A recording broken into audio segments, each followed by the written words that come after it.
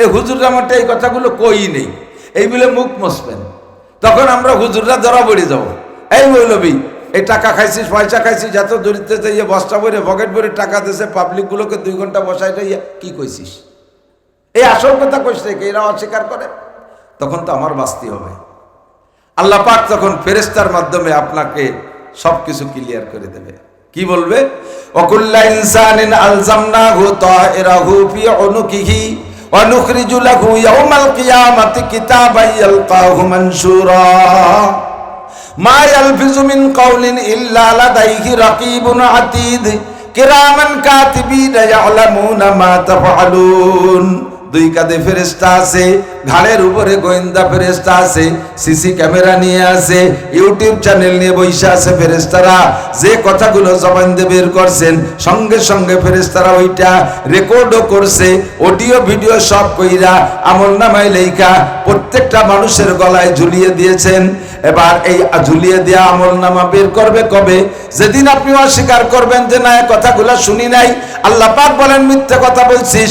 আল-ইয়াওমা নাখতিমু আলা আফওয়াহিহিম ওয়া তুকাল্লিমুনা আইদিহিম ওয়া তাশহাদু আরজুলুহুম বিমা কানু ইয়াকসিবুন। সারা জীবন দুনিয়ায় যা ইনকাম করেছো, অর্থাৎ আমলি ইনকাম যা করেছো, ভালো এবং মন্দ সব কিছু এর মধ্যে লেখা আছে। আজকে তোর জবান বন্ধ করে দিলাম, জবান দিয়ে মিথ্যা কথা বলিস, কথা শুনিও তুই অস্বীকার করিস, কাজেই জবানে কথা বলবে না, কানে কথা বলবে। কানে বলবে আল্লাহ আমি শুনেছি, চোখে বলবে আমি হুজুরকে দেখেছি, পায়ে বলবে ওই মাঠে আমি হেঁটে গিয়েছিলাম, জিহ্বায় আর ঠোঁটে আলাদা করে বলবে আল্লাহ আমি নিজেও স্বীকার করেছিলাম। এরপরে জবান আবার খুলে দিয়ে বলবে আল্লাহ পাক যে দেখ এরা কি সত্য বলে না মিথ্যা বলে। তখনও বলবেন আল্লাহ এরা সব আমার শত্রু, সবাই আমার বিপক্ষে বলে। এবার আল্লাহ পাক বলবেন তাহলে তোর সাথে আর মৌখিক ঝগড়া হবে না। ইকরা কিতাবাকা নুখরিজু লাহু ইয়াওমাল কিয়ামাতি কিতাবান ইয়ালকাহু মানশুরা।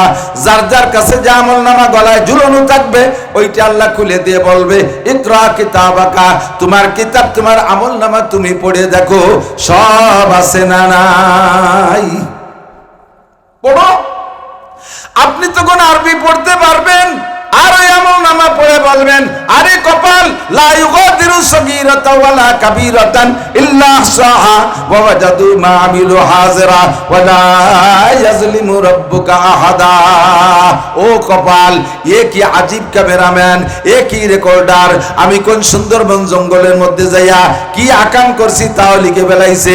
কলেজের পিছনে বাথরুমের আড়ালে দাঁড়াইয়া কার সাথে দাঁড়ায় দাঁড়ায় খুশ গল্প করছি তাও লিখে বেলাইছে। কক্সবাজার কুয়াকাটা দুনিয়ার কোন পার্কে গেছি সব লিখে ফেলাইছে। কত গোপনে বৈশা গাঁজা খাইলাম তাও ফেরেশতারা কিভাবে দেখলো। ল্যাপের নিচে শুয়ে শুয়ে ফেসবুক দেখলাম তা ফেরেশতারা কিভাবে টের পালো। একটাও মিথ্যা না, তখন অস্বীকার করতে পারবেন না। এই জন্য এই কথাটারে মস্ক করাইলাম, জবান থেকে বের হওয়ার সাথে সাথে আমলনামায় লেখা হয়ে গেছে। আপনি আমাদের বিপক্ষে কথা বলে সেরে যেতে পারবেন না। ভালো করে সতর্ক হন। আমাকে বানাইছে আল্লাহ কি জন্য? ইবাদতের জন্য। একটু বলেন কি জন্য? একবার বলি কি জন্য? ইবাদত হবে কার? জানতে চাইলাম আল্লাহ তোমার ইবাদত কেন করব? আল্লাহ কয় সূরা ইয়াসিন পড়ে দেখ কেন করবি। ওমালিয়া, আরে আমার কি হয়েছে? ওমালিয়া, এদিক ওমালিয়া, আমার কি হয়েছে? লা আবুদুল্লাযী ফাতারানি, আমি তার ইবাদত করব না যিনি আমাকে সৃষ্টি করেছেন। আমারে হাসিনা সৃষ্টি করে নাই, আমারে খালেদা সৃষ্টি করে নাই, আমারে মুজিবুর রহমান সৃষ্টি করে নাই, জিয়া আমারে সৃষ্টি করে নাই। আমি তাদের ইবাদত না করলে না করতে পারি, তাদের ইবাদত আমার জরুরি না।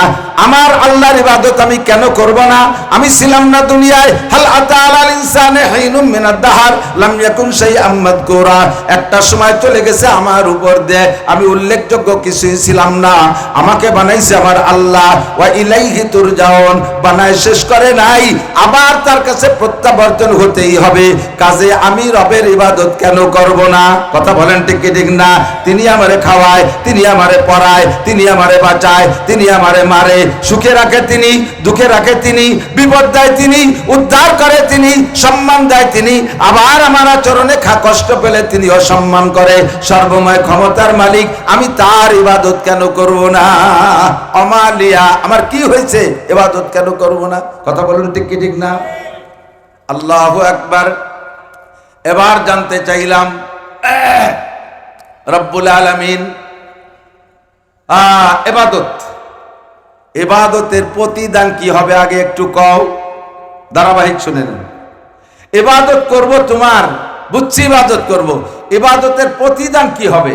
আল্লাহ পাক বলেন কোন ইবাদতের প্রতিদান দিতে আমি কৃপণতা করি না। প্রত্যেকটা ইবাদত আমি ইবাদতের প্রতিদান দুই ভাগ করে রেখেছি। এই ইবাদতের বড় অংশটা প্রতিদানটা আখিরাতে পাইবা, আর প্রত্যেকটা ইবাদতের একটা অংশ আমি দুনিয়ায় রেখেছি। আমি রাতভর বলতে পারবো ইনশাআল্লাহ, প্রত্যেকটা ইবাদতের একটা অংশ আল প্রতিদান আল্লাহ দুনিয়ায় রেখেছেন, আর বড় অংশটা আখিরাতে রেখেছেন। একটু বোঝেন। মানে হাফাজা আলাস সালাওয়াত, আমার দিক, মান হাফাজা আলাস সালাওয়াত, নবী পাক বলেন যেই ব্যক্তি 5 ওয়াক্ত নামাজ পড়ে, তাবলীগ এলাকার কাছে বহুবার শুনেছেন, যেই ব্যক্তি 5 ওয়াক্ত নামাজ পড়ে আকরামাহুল্লাহু বিখামসি খিসাল, আল্লাহ তারে কয়টি পুরস্কার দেয়? বলেন কয়টি? 5টার 4টে মরার পরে, একটা দুনিয়ায়। কথা বলেন, 4টি মরার পরে। যেহেতু মরার পরে তোমার লম্বা হায়াত, লম্বা টাইম, এই জন্য মরার পরের জন্য বড় অংশ রেখেছি, আর দুনিয়ায় কিছুক্ষণের জন্য, এর জন্য একটা রেখেছি। আমি ইচ্ছা করলে সব প্রতিদান আখিরাতের জন্য রাখতে পারতাম, কিন্তু কিছু অংশ দুনিয়ায় এজন্য রাখছি। খেয়াল করেন, কোনো মাহফিলি যাইয়া শুধু ওয়াজ শুনে চলে যাবেন, শেষে দোয়া মোনাজাত করে ভিতরে যদি কোনো হাড়ি পাতিলি নাড়াচাড়া না থাকে, তাহলে অর্ধেকের পরের থেকে না ভালোই শুনছি, আগে একদিনও শুনছিলাম, চল যাই। আর যদি ওয়াজের ফাঁকে ফাঁকে ওই বাজারটা হাড়ি পাতিলির নাড়াচাড়া শোনা যায়, তাহলে কয় যে এত রাত্রির বাড়ি যে ভাত পাই না পাই, ওদের শব্দ টব্দ শুনতেছে, শেষে কিছু থাকতে পারে, একবারে খাইয়ে দিয়ে যায়। তো ওয়াজের পরে যদি একটু তবারক থাকে, বক্তা ওয়াজ খারাপ করুক আর বন্ধ করুক, শ্রোতা শেষ পর্যন্ত থাকে। ওয়াজের পরে যদি তাবারক না চায়, খালি সব ওয়াজ আখিরাতের জন্য হয়, তাহলে শ্রোতা অর্ধেকের থেকে উঠা বসা শুরু করে দেয়। আল্লাহ পাক রব্বুল আলামিন কয় সমস্ত ইবাদতের প্রতিদান যদি সম্পূর্ণ আখিরাতের জন্য রাখতাম, দুনিয়া এর প্রতিদান কিছু অংশ না রাখতাম, তাহলে তোমাদের ওই স্বভাব ওইরকম উঠবস করতে। এই জন্যে 5 ওয়াক্ত নামাজের প্রতিদান 1 নম্বর, যেই ব্যক্তি 5 ওয়াক্ত নামাজ পড়ে, একটা প্রতিদান তার জন্য দুনিয়ায়, সেটা হলো ইউরফু আনহু যিকুল আইশ। নবী পাক বলেন নামাজি ব্যক্তিকে আল্লাহ পাক দুনিয়ায় কখনো অভাব দেয় না। ও যুবক, যদি তুমি অভাব মুক্ত জীবন চাও, যদি তুমি প্রশস্ত রিজিক ইনকাম করতে চাও, দুনিয়ার মানুষের পিছনে ধান্দা না কইরা তুমি নিয়মিত নামাজ পড়ো, রব্বে কারীমের ওয়াদা, নবী পাক প্রতিশ্রুতি দিয়েছেন তোমার রিজিকের অভাব দূর হইতে বাধ্য হবে। যেই দুনিয়ার কাজ, যেই ইবাদত করতে পারছো না দুনিয়ার ধান্দায়, তুমি নামাজ পড়ো, তোমার ওই ধান্দা দূর হয়ে যাবে, রুজির বরকত আসবে। বাকি 4টের 1 নম্বর আযাবুল কবর, নামাজি ব্যক্তিকে আল্লাহ তাআলা কবরে আযাব দেবে না। আমার দিক খেয়াল করেন, আপনার আমলনামায় 100 খতম কোরআন শরীফ আছে, এর বিনিময়ে আলাদা পাবেন। 50টা উমরা আছে, ওর বিনিময়ে আলাদা পাবেন। 10টা হজ আছে, ওর বিনিময়ে আলাদা পাবেন। আপনার তাবলীগের সময় লাগানো আছে, ওর বিনিময়ে আলাদা পাবেন। যাকাত দেওয়া আছে কোটি কোটি টাকা, ওর বিনিময়ে আলাদা পাবেন। কিন্তু কবর আযাব মাফ হওয়ার জন্য এই সমস্ত ইবাদত কাজে আসবে না। এই ইবাদতগুলো কবরে আপনার কাজে আসবে না। কবর আযাব মাফ হওয়ার জন্য একমাত্র ইবাদতের নাম হলো নামাজ। কবর আযাব সত্য না মিথ্যা? বলবেন সত্য না মিথ্যা? পরিষ্কার সহিহ হাদিস কইলেন নবী সাল্লাল্লাহু আলাইহি ওয়াসাল্লাম আযাবুল কবর হকুন, কবর আযাব হক। বহুত প্রমাণ বলতে সময় লাগবে। কবর আযাব হক। যদি আপনি কবর আযাবকে বিশ্বাস করেন, বাবা একা থাকবেন কবরে, এই জায়গা আর কেউ থাকবে না, ও জায়গা আপনাকে সাহায্য করার কেউ নাই। কবরে আযাব হবেই হবে নিশ্চিত। এই কবর আযাব থেকে বাঁচতে হলে একমাত্র ইবাদতের নাম হলো, জোরে কোন, যেই ব্যক্তি নামাজ নিয়মিত পড়ে, আল্লাহ পাক তাকে কবর আযাব মাফ কইরা দেয়। দুই নম্বর পুরস্কার ওই চারটে আখিরাতের চারটে একটু বলে যাই, একটু মনের ময়দানটা হলো তাজকিরার ময়দান, স্মরণ করাই দেয়, জানেন না তারা, এগুলো জানেন, আবার একটু স্মরণ করাই দেই। দুই নম্বর হাসরের মাঠে আল্লাহ পাক রব্বুল আলামিন আসমান থেকে আমলনামা বিতরণ করবে। এই আমলনামা ফামান উতিয়া কিতাবাহু বিয়ামিনিহি, আল্লাহ যাকে ডান হাতে আমলনামা দান করবে, ফাসাওফা ইউহাসাবু হিসাবান ইয়াসিরা, ওই লোকটাকে জান্নাতে দেওয়ার জন্য সকল হিসাব আসান করে দিবে। এবারে আসমান থেকে ও আম্মা মান উতিয়া কিতাবাহু বিশামিশিমালিহি, ওই আসমান থেকে বিতরণ হওয়া আমলনামা যেই ব্যক্তির বাম হাতে পৌঁছে যাবে, ওই লোকটা বলবে আয়া ওয়াইলাতা লাইতানি লাম উতা কিতাবিয়া, এই আমলনামার কি দরকার ছিল, এ যদি নাও দিতে একটা ভাগ্য ছিল, এ আস্তে আস্তে আসলো বাম হাতে। যারে বাম হাতে আমলনামা দেওয়া হবে ওই লোকটার কপাল পড়বে। এবার হাসরের মাঠে ডান হাতে আমলনামা পাওয়ার জন্য আপনার আমলনামার ভিতরে এদিক আপনার আমলনামার ভিতরে 50টা উমরা আছে, 10টা হজ আছে, 10 কোটি টাকা যাকাত দেওয়া আছে, 100 খতম কোরআন শরীফ পড়া আছে, 10টা মসজিদ বানানো আছে, 5টা মাদ্রাসা বানানো নেকি আছে। এই সব নেকিতে আপনাকে আমলনামা ডান হাতে পৌঁছায় দিবে না, এই সব নেকির প্রতিদান আলাদাভাবে পাবেন। হাসরের মাঠে যদি ডান হাতে আমলনামা পাইতে হয়, একমাত্র ইবাদতের নাম হলো নামাজ। যদি আমলনামা বিশ্বাস করেন ডান হাতে পাইতে চান, তাহলে নামাজ কায়েম করতে হবে। 2 3 নম্বরে ডান হাতে আমলনামা পাওয়ার পরে আপনি ফেরেশতাদেরকে বলবেন, ভাই এটা তো পাইলাম জান্নাতের টিকিট, জান্নাত কোন দিক? ফেরেশতারা দেখায় দেবে এই দিক যান জান্নাত। কত দূর যাওয়ার পরে দেখবেন বিশাল এক নদী, কত বড় চওড়া নদী, ওই নদীটা পানির নদী না, ওই নদীর ভিতরে আগুন, ওই নদী জাহান্নামের উপর দিয়ে পার হয়ে উপার যাইতে হবে। কোনো নৌকো নাই, কোনো খেয়া নাই, কোনো বিমান নাই, কোনো হেলিকপ্টার নাই, ওই নদী পার হওয়া ছাড়া জান্নাতে যাওয়া যাবে না। আগুনের নদীর উপরে যেই ব্রিজটা আছে, ওই ব্রিজটা পদ্মা সেতুর মতো চওড়া না, ওইটা বাংলাদেশের কোনো ব্রিজের মতো না, চুলের চাইতে চিকন, চুলের চাইতে চিকন, হীরার চাইতে ধার, উঠতে 10,000 বছরের পথ, সমতলে 10,000, নামতে 10,000, নামতার সিরাত, নামতার পুল সিরাত, এতে ধরার কোনো বাস নেই। আপনাদের এদিক সাঁকো কয় নাকি, যে খালবিলির উপর দিয়ে বাঁশ দিয়ে বানায় সাঁকো, এই সাঁকো পার হইতে যাইয়া যদি দেন যে পার নিচের বাসটা একটু দুর্বল, তখন হাতে যেটা ধরনারটা থাকে তো ওই ধরারটা একটু যাইয়ে দেয় যে এটার অবস্থা কি, যদি ভাত তলেটা ভাঙ্গে যায় দরকার দেয় ওইটি ধরে ঝুলতে ঝুলতে উবার যেতে পারবো। এই যে সাকর গুলায় যে দাঁড়াইছেন ওইটা পার না হয়ে জান্নাত না, ওইটার এতই পরিমাণ চিকুন, তাও 2 পাঁচা তলি না ডিঙ্গিতে লাভ দিয়ে চলে গেলাম, খানিক দূরিতে দৌড়ে আইছে লং জাম্প দিয়ে চলে গেলাম, তা না, 30,000 বছরের পথ, চুলের চেয়ে চিকুন, হীরার চেয়ে দাঁত, ধরনায় কোনো বাসই নাই। ভয়তে চক্ষু বন্ধ করে আমলনামা নিয়ে বসে পড়বেন, ও কপাল এবার হবো কিভাবে? আর এই পার না হলে বলে জান্নাতে যাওয়া যাবে না।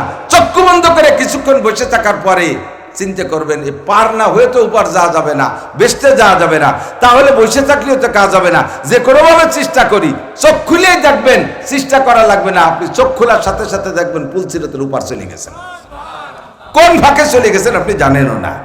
এই পুলসিরাত পার হওয়ার জন্য 50টা উমরায় কাজে আসবে না, 10টা হজে কাজে আসবে না, 100 খতম কোরআন শরীফ থাকলে হবে না। এই এগুলোতে অন্য আমল, অন্য কাজ আসবে, অন্য ইবানে কি পাইবেন, কিন্তু এই পুলসিরাত পার হওয়ার একমাত্র আমলের নাম জোরে বলেন, বলছেন সবাই? পুলসিরাত পার হওয়ার আমলের নাম কি? নামাজ। এইটাতে পার হয়ে যাবেন। এবার পুলসিরাত যখন পার হয়ে গেছেন, এখন আপনি বেস্টে খুঁজে পাচ্ছেন না, ফাঁকা জায়গাতে ঘুরে বেড়াচ্ছেন যে ও ফেরেশতারা, সে বেস্টে তো তালাশ করে পাচ্ছি না, তা কোন দিক? এরকম কোনো টেনশন করা লাগবে না। ওয়াদখুলুল জান্নাতা বিগাইরি হিসাব, বিনা হিসাবে আপনি জান্নাতি, বলেন না সুবহানাল্লাহ। বিনা হিসাবে জান্নাতে যাওয়ার জন্য অন্য কোনো আমল না, একমাত্র আমলের নাম নামাজ। ও আমার বাপ ও ভাইয়েরা, যদি কথারে বিশ্বাস হয়, যদি কথাকে বিশ্বাস হয়, তাহলে পুলসিরাত যদি পার হইতে হয়, বিনা হিসাবে জান্নাতে যাইতে হয়, তাহলে আমাকে নামাজ কায়েম করতে হবে। মা বলো আর বোন বলো, ভাই বলো আর বাপ বলো, নামাজের কোনো বিকল্প নাই। এই 4টে 5টা পুরস্কার আল্লাহ পাক রেখেছেন। এই 5টার 4টে মরার পরে একটা দুনিয়ায় প্রত্যেকটা ইবাদতের প্রতিদান আল্লাহ পাক রেখেছেন। আল্লাহ পাক বলেন ইবাদতের প্রতিদান দেব শান্তি। বলেন ইবাদতের প্রতিদান শান্তি। শান্তি চান না আপনারা? শান্তি চান তো? শান্তি তো চাই, নেতাকে পিছনে তো স্লোগান দিছি, বোতল বাইকে দিলে ভোট, শান্তি পাবে দেশের লোক। এক নির্বাচন তো হয়ে গেছে, সামনে আবার ইউনিয়ন নির্বাচনের গুনগুনি চলতেছে। সব শান্তির লোভে গ্রাম ভরি ইউনিয়ন ভরি সবাই সাইকা সাইয়া একজনরে দুইজনরে পাঁচজনরে টার্গেট করবে যে এদের পিছনে ঘুরলে শান্তি পাওয়া যাবে। আল্লাহ পাক রব্বুল আলামিন বলেন শান্তি কয়, শান্তি কাকে বলে তা চেনো না, আগে শান্তি কাকে বলে চিনে নাও। শান্তি দুই জিনিসের নাম, বলবো? শান্তি মাত্র দুইটা জিনিসের ভিতরে, বেশি কিছু না। শান্তি দুই জিনিসের নাম, অর্ধেক হলো রিজিক। শান্তি দুই জিনিসের নামের একটা হলো রিজিক, আর একটা হলো নিরাপত্তা। দুই জিনিসের নাম, সিরেফ দুই, মেলা কিছু না, হাজার হাজার না, সব চলে যায় দুইটার ভিতরে। দুইটা জিনিসের নাম হলো শান্তি, একটা হলো রিজিক, বলেন একটা হলো রিজিক, আর একটা হলো নিরাপত্তা।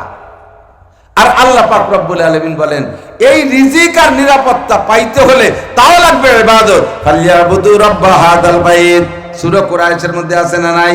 ফালিয়াবুদু রাব্ব হাদাল বাইত, এই ঘরের রবের ইবাদত করো, মসজিদের রবের ইবাদত করো, কাবার রবের ইবাদত করো। তিনি কি করে? আল্লাযী আতামাহুম মিন জু, তিনি সকল ক্ষুধা নিবারণ কইরা দেয়। তেলের দাম বাড়তে দেয় না, ধানের দাম বাড়তে দেয় না, পেঁয়াজের দাম বাড়তে দেয় না। দেখেন দুনিয়াটা জ্বলে গেছে, আগুন লাইগা গেছে। ডোনাল্ড ট্রাম্প জ্বালায় দিছে দুনিয়াটা, সেই পরিমাণ তেল আছে। আর এক আজীব কারবার, সেদিনকে এক পাম্পওয়ালার আমাকে বলতেছে, মাসুদ ভাই আমাদের গোপালগঞ্জের পাম্পের মালিক, উনি বলতেছে হুজুর আশ্চর্য হচ্ছে, ঘটনাটা কি বুঝতে পারতেছি না।